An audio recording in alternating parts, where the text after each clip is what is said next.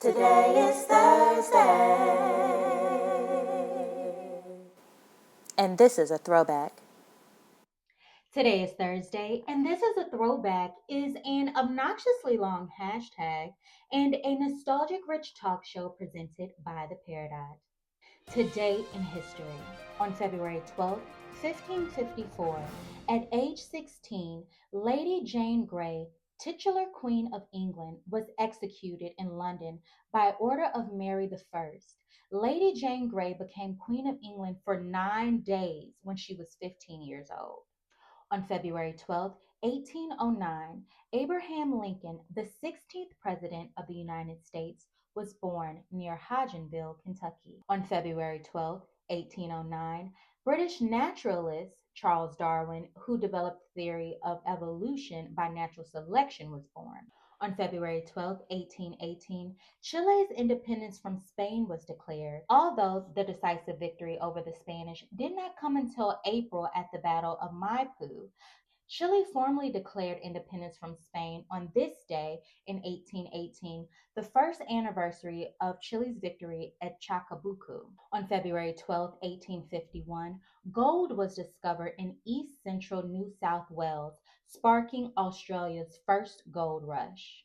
On February 12th, 1909, the National Association for the Advancement of Colored People, the NAACP, was founded.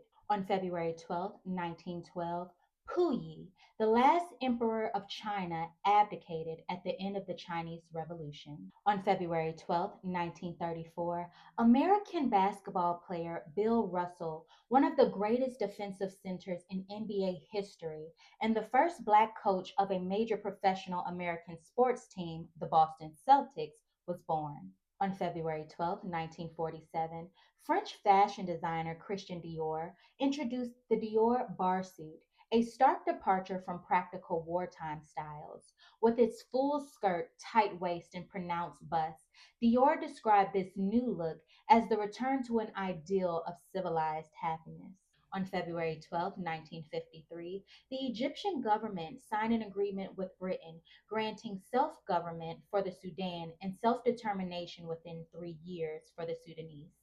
On February 12th, 1994, thieves broke into the National Gallery in Oslo and stole the Scream, later recovered, one of several versions Norwegian artist Edvard Munch made of his most famous painting.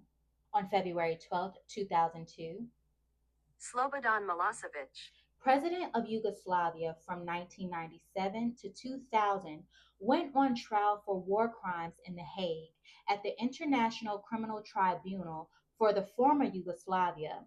He died 4 years later before the trial ended.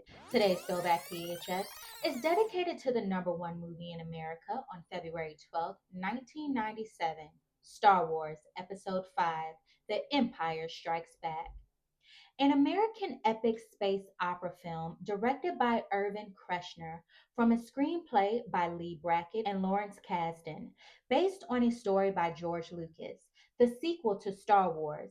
It is the second film in the Star Wars film series and the fifth chronological chapter of the Skywalker saga. Set 3 years after the events of Star Wars, the film recounts the battle between the malevolent Galactic Empire, led by the Emperor, and the Rebel Alliance led by Luke Skywalker and Princess Leia. As the Empire goes on the offensive, Luke trains to master the Force so he can confront the Emperor's powerful disciple, Darth Vader. The ensemble cast includes Mark Hamill, Harrison Ford, Carrie Fisher, and Billy D. Williams. The cost of admission to the cinema in 1997 was $4.59. Back in the days when I was young, I'm not a kid anymore. But some days I sit and wish I was a kid again. Today's throwback is dedicated to spinning rims. The spinner hubcap was introduced into the commercial vehicle and passenger automobile market in the 1930s. Automotive designer Harley Earl expressed a brash philosophy behind his 1950s automobiles that included glittering spinner hubcaps.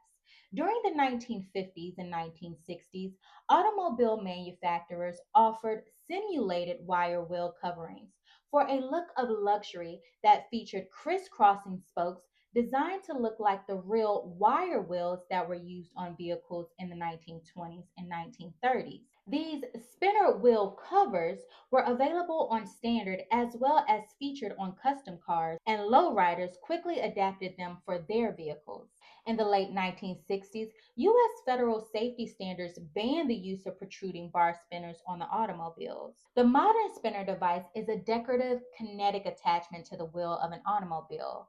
The spinner covers the center of a car's wheel and is designed to independently rotate by using one or more roller bearings to isolate the spinner from the wheel, enabling it to continue turning after the vehicle comes to a stop. Legislative bills were proposed in several U.S. states to ban spinner type wheels and hubcaps that simulate movement even when a vehicle is stopped, because they could be disconcerting to other motorists and present a safety hazard. The spinner type automobile hubcaps were the inspiration for a Detroit area R&B soul group, the Domingos, who renamed themselves the Spinners in the 1950s. In 1960, Pat Davis recorded the song Spinner Hubcaps. Spinners were popular in the early 2000s within the hip hop community. Since the mid 2000s, they have gradually faded out of vogue. In 2003, as spinning rims were at the height of their popularity in the hip hop culture, 3 6 Mafia released the song Riding Spinners. The song title refers to driving while having spinning rims installed on their car. The first line of the song, DJ Paul urges all the players out there riding spinners to stop and let them keep spinning, baby. And the chorus repeatedly proclaims that the spinners don't stop. The song was on the album The Unbreakables, which was certified gold. You know what time it is? Yeah. It's time for the number one song of the day. It's the number one song of the day. On February 12th, 1992, Right Said Fred topped the Billboard Hot 100 with I'm Too Sexy. I'm too sexy for my shirt. Too sexy for my shirt. So sexy it hurts. Well, that concludes today's show. I hope you enjoyed. Don't forget to like, comment, share, and subscribe to the Peridot Network on YouTube. Listen to the Peridot's playlist on Spotify, and follow the Peridot Net on Instagram, TikTok, and the website formerly known as Twitter.